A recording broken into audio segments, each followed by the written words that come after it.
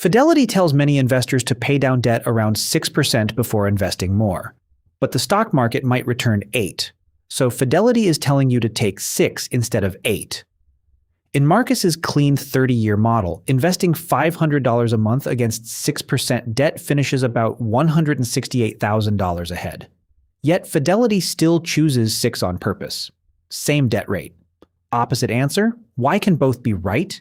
Because they are answering different questions. One asks what wins on average. The other asks how often you are willing to lose. That creates 2 crossover points. The first sits near 8%. The second can sit near 6. Find the difference between them, and 6 can beat 8 without ever becoming the larger number. Start with Marcus. He has a $300,000 30-year loan. Every month, he has $500 left after the normal payment. Path 1. Invest the $500 at an illustrative 8% return. Path 2. Send it to principal. This comparison has one important fairness rule. When Marcus finally kills the loan, he does not spend the payment he just freed. He invests that payment plus the original $500 for the rest of the 30 years. Both paths eventually put the same freed cash to work. Now change only the interest rate. At 4%, investing runs away with it. After 30 years, it finishes about $300,000 ahead. Move the debt to 6%. The investing lead shrinks to roughly $168,000. That is the number from the opening. Now push the debt rate to 8%. 30 years later, the two paths are almost identical. Investing ends around $745,180. Debt first ends around $744,854. Only $326 apart. One more point changes the winner. At 9%, debt first finishes about $100,000 ahead. That is the first crossover. Call it the expected value crossover. If Marcus actually earns 8% smoothly, debt payoff catches investing at roughly the same rate. So why does Fidelity draw its line closer to 6? Because Fidelity is not solving for the highest average ending balance. Its published rule of 6 uses market simulations and asks when investing beats debt payoff in 70% of the outcomes. Think of 10 different versions of Marcus living through 10 different market paths.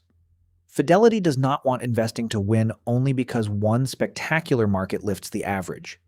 It wants investing to beat debt payoff in roughly 7 of those 10 worlds. That is a much harder test. A 6% debt payoff is not a 6% forecast. On non-deductible debt, every extra dollar of principal avoids a contractual 6% cost. The market's 8% is an expectation. It may arrive as 12%, -20, 0, or something else entirely.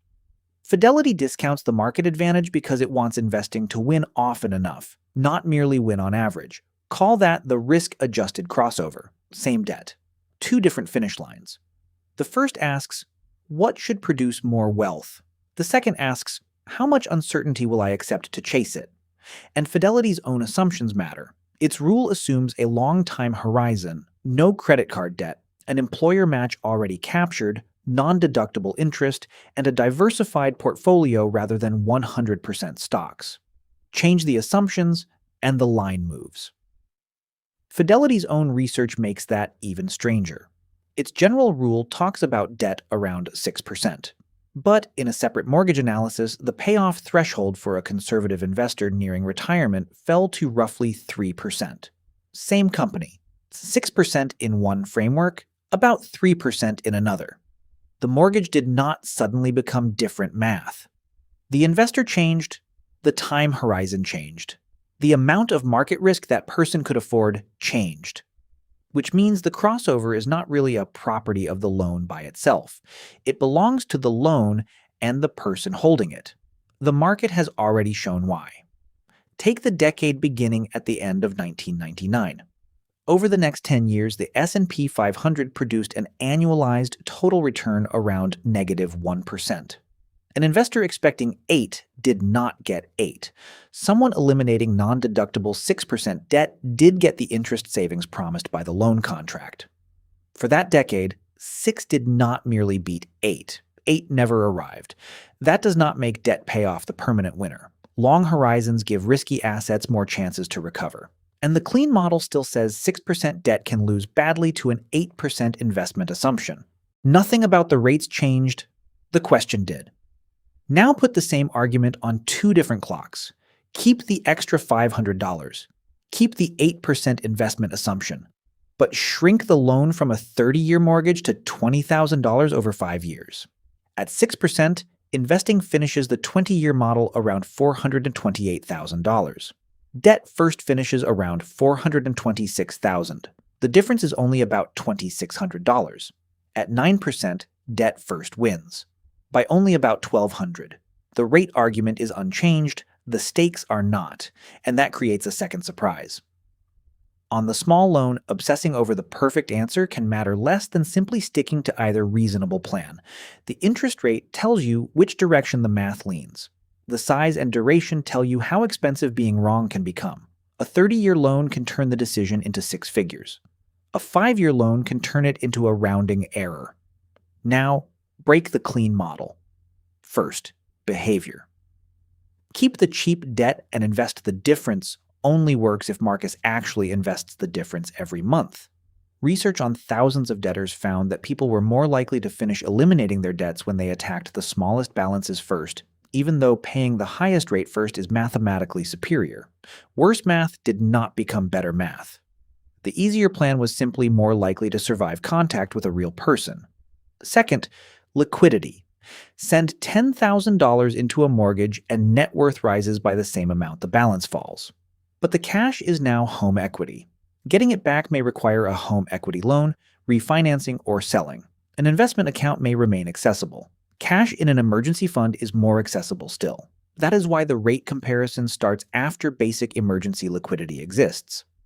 A guaranteed 6% saving is less useful if the next emergency forces Marcus to borrow again at more than 20%. Third, taxes.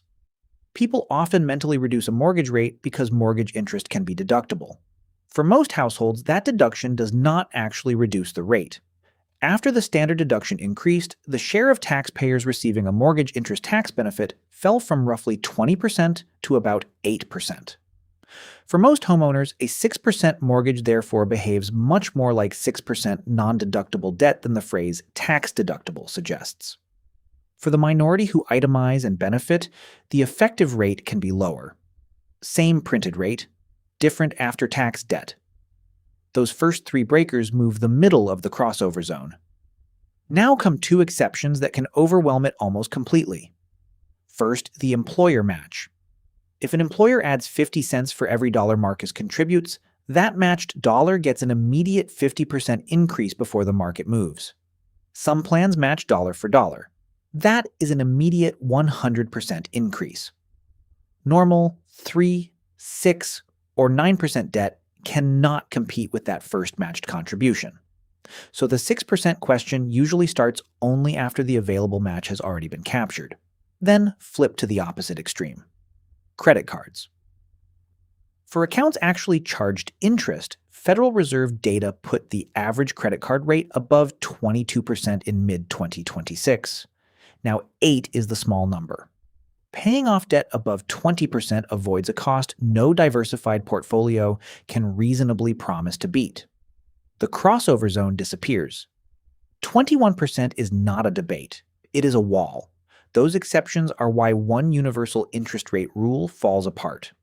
The clean spreadsheet gave Marcus the expected value crossover. Risk, time, taxes, liquidity, incentives, and behavior create the second line, the risk-adjusted crossover. But the simple 3-rate picture still works as a map. 3% sits comfortably on the investing side, 6% sits in the argument, 9% pushes hard toward debt payoff. Below, roughly 4%, long-term investing is difficult for debt payoff to beat in the models and institutional frameworks behind this research. Around 4 to 7% is the uncomfortable zone.